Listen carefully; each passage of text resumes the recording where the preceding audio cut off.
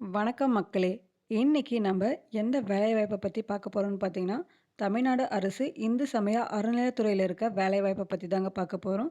இதுக்கு குவாலிஃபிகேஷன் சொல்லிட்டு பார்த்தீங்க அப்படின்னா, 10த் பாஸ் பண்ணியிருந்தாலே இதுக்கு நீங்க அப்ளை பண்ணலாம். எலிஜிபிள் தான். இதுக்கு எக்ஸாமினேஷனே கிடையாது. டைரக்ட்டா ரெக்யர்மென்ட் தான் சொல்லியிருக்காங்க. இதுக்கான லாஸ்ட் டேட் சொல்லிட்டு பார்த்தீங்க அப்படின்னா, ஜனவரி 3 தான் இதுக்கான லாஸ்ட் டேட் கூட. அது மட்டும் இல்லாம, இதுக்கு எப்படி வந்து அப்ளை பண்றது சொல்லிட்டு ஃபுல் டீட்டெயிலா இப்ப நம்ம பிரீஃபா பார்க்கலாம். அதுக்கு முன்னாடி நம்ம சேனல இன்னும் நீங்க சப்ஸ்கிரைப் பண்ணலன்னா, சப்ஸ்கிரைப் பண்ணிக்கோங்க. அப்படியே பெல் ஐகான கிளிக் பண்ணிக்கோங்க. அப்பதான் நாங்க போடுற நோட்டிஃபிகேஷன் உங்களுக்கு உடனுக்குடனே வந்து சேரும் ஃப்ரெண்ட்ஸ். இப்போ வாங்க நம்ம பிரீஃபா பார்க்கலாம். இங்க பார்த்தீங்கன்னா, இதுதான் இந்த ஜாபுக்கான அஃபிஷியல் நோட்டிஃபிகேஷன். இங்க பார்த்தீங்க உங்களுக்கு இளநிலை உதவியாளருக்கான ஒரு போஸ்டிங் குடுத்துருக்காங்க. இதுக்கு பார்த்தீங்கன்னா 2 போஸ்ட் கிட்ட குடுத்துருக்காங்க. இதுக்கான சேலரி பார்த்தீங்க அப்படின்னா, 18,000லேருந்து 58,000 வரைக்குமே சொல்லியிருக்காங்க. இதுக்கான குவாலிஃபிகேஷன் 10த் பாஸ் பண்ணியிருந்தாலே இதுக்கு அப்ளை பண்ணியிருக்கலாம். அது மட்டும் இல்லாம மேற்கொண்டு நீங்க என்ன படிச்சாலுமே இதுக்கு எலிஜிபிள் தான். அதுக்கப்புறம் பார்த்தீங்கன்னா, சீட்டு விற்பனை எழுத்தர். இதுக்கு பார்த்தீங்க அப்படின்னா, ஒரு போஸ்டிங் குடுத்துருக்காங்க. அது மட்டும் இல்லாம இதுக்கு 18,000 சேலரிலேருந்து 58,000 வரைக்குமே சொல்லியிருக்காங்க. இதுக்குமே நீங்க 10த் பாஸ் பண்ணியிருந்தாலே எலிஜிபிள் தான். அது மட்டும் இல்லாம மேற்கொண்டு நீங்க என்ன படிச்சிருந்தாலுமே இதுக்கு ஓகே. அதுக்கப்புறம் பார்த்தீங்கன்னா, உங்களுக்கு ஒரு கிளர்க் போஸ்டிங் குடுத்துருக்காங்க. இதுக்கு பார்த்தீங்க அப்படின்னா, சேலரி 15,000லேருந்து 50,000 வரைக்குமே சொல்லியிருக்காங்க. இதுக்குமே நீங்க 10த் பாஸ் பண்ணியிருக்கோம் அப்படின்னு சொல்லிட்டு சொல்லியிருக்காங்க. அதுக்கப்புறம் பார்த்தீங்கன்னா, துப்புரவு பணியாளர் இதுக்குமே வந்து சேலரி பார்த்தீங்க அப்படின்னா, 10,000லேருந்து 31,000 வரைக்கும் சொல்லியிருக்காங்க. இதுக்கு நீங்க எழுத படிக்க தெரிஞ்சிருந்தாலே இந்த ஜாபுக்கு நீங்க அப்ளை பண்ணலாம்.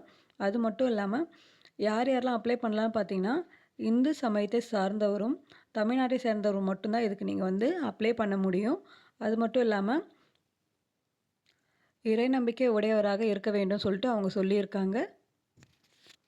அப்புறம் பார்த்தீங்கன்னா, இதுக்கான ஏஜ் லிமிட் சொல்லிட்டு பார்த்தீங்கன்னா, 18லேருந்து 45 வயசுக்குள்ள இருக்கிறவங்க வரைக்குமே இதுக்கு நீங்க அப்ளை பண்ணிக்கலாம்.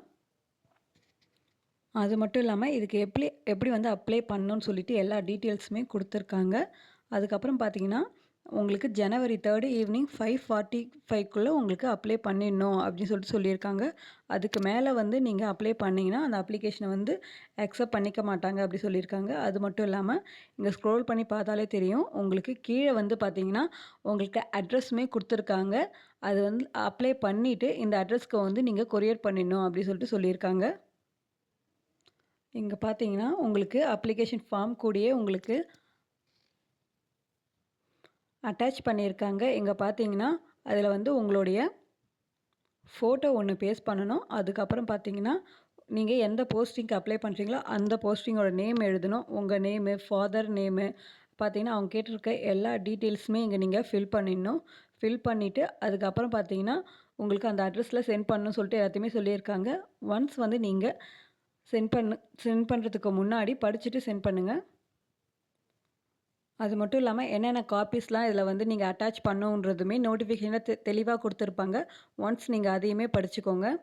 படிச்சுட்டு இதுக்கு வந்து நீங்க அப்ளை பண்ணிக்கலாம். Thank you.